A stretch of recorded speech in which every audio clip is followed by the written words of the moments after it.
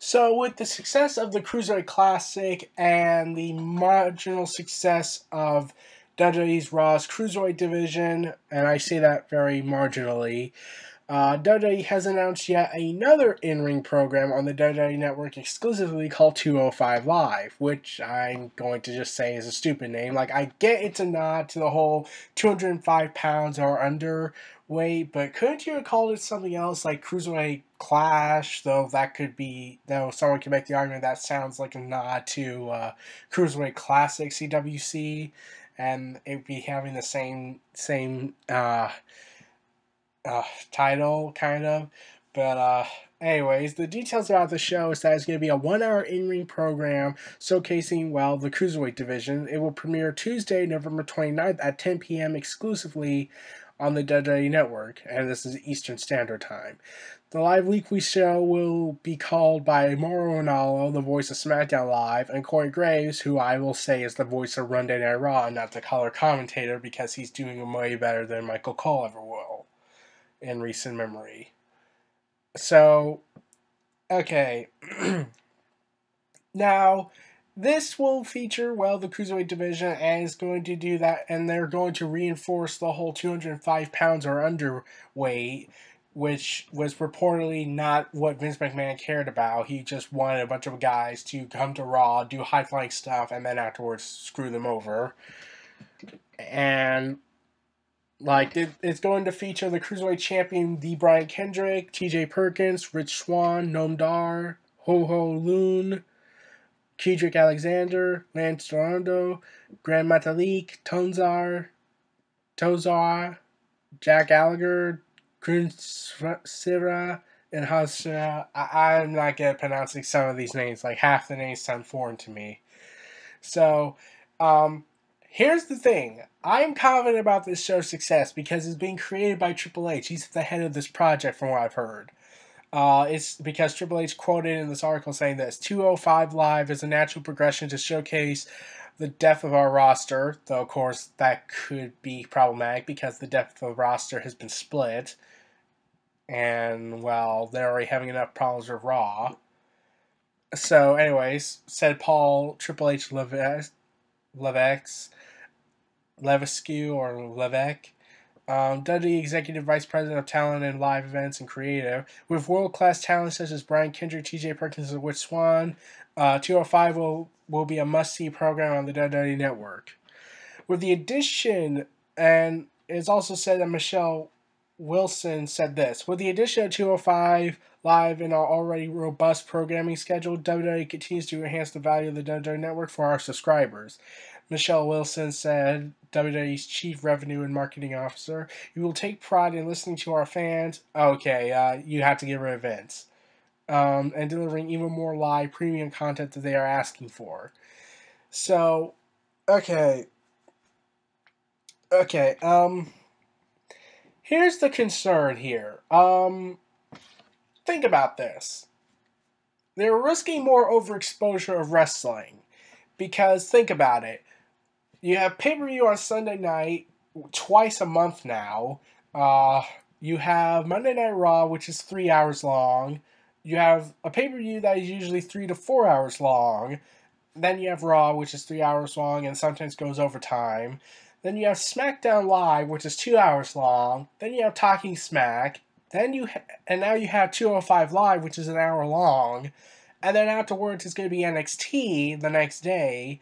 And then you also have to account Lucha Underground, TNA Impact, those two shows from the different companies. That's, let's see, if I'm counting it right. 1, 2, 3, 4, 5, 6, 7. Like 7 programmings in under a week. I think I counted that right. I could be wrong. And all of them vary in different hours, and 8 if you count pay-per-view week as well. And also you have to take into account that they're going to do a women's tournament next year, and another Cruiserweight Classic, presumably, and then there's potentially a tag team tournament style going to happen later down the road. So that means we have close to over 12 programmings of wrestling in under a week. So That's going to be problematic and also overexpose wrestling, and that then they really don't need to do that. They're chancing of, well, you can make the argument, well, all that's on the network and only the hardcore fans will buy the network, like maybe some casual fans will. But also, while it will give the cruiserweight division new life into it, because on Raw they're not allowed to be given that passion, like the 205 limit, like that was something Triple H set up. Vince McMahon just said, "Don't care, I just want high flying guys," because that's clearly what the cruiserweight division is all about. If we just wanted high flying guys, we could just bring back the Hardy Boys. Um, and every other high flyer that was way big. So yeah, that's not how but Vince McMahon sees it differently than what Triple H sees it as. So I'm hoping that Triple H is at the helm of this project, and just like NXT, and hopefully he's also the helm of SmackDown Live, though that belongs to Ryan Ward, who pretty much does directly listen to Triple H since, well, he's from NXT. NXT is very discriminated by the wrath of Kevin Dunn. I'll get to that later in another video.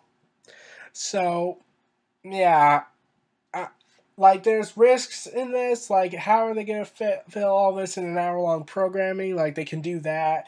Now, I'm also wondering, what are they going to do for the Cruiserweight division on Raw? Are they going to slowly phase them out of Raw and just make them exclusive on the network, like they did with the Cruiserweight Classic? Or are they going to, like, keep them around and then also keep them on 205 Live?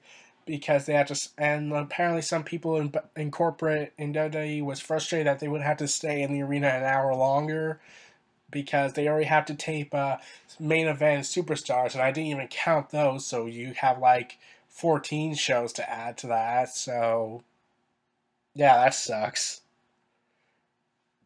So next year is going to be pretty busy for wrestling. Should these tournaments also happen? So yeah, that's going to be overexposure to the extreme. Um, so are they going to phase them out of Raw and then just devote to character development and longer matches and probably a 20-30 minute promo on Raw to open the show like they always do? Or are they going to keep the cruiserweights on Raw and just put them on two different shows of Plane of Existence? And Talking Smack is also going to be moved to 11 p.m. since it was at 10 p.m. Slot time, and now it's going to be moved to 11. So they're going to have to stay there for. So we have to deal with that. And yeah, these are just my concerns. Like, I'm hoping the show succeeds, but I just don't like the name to an extent. Like, I get the whole 205-pound thing. It's a nod to that. It just sounds weird to me because some people might not know what that is, like mostly casual fans, because WWE's clearly going to promote this on Raw, and people would be like, wait, what's 205? Like the Cruiserweight Classic was more for hardcore fans because, well, they were aired on the network. So really, what is the big... How are they going to promote 205 Live? Why don't they just call it Cruiserweight Clash? Or Clash of the Cruiserweights. That actually would have sounded much more awesome. And I'm also glad that they're going to air this somewhat live. Like, reportedly, they're going to tape it to an extent, but also keep it live.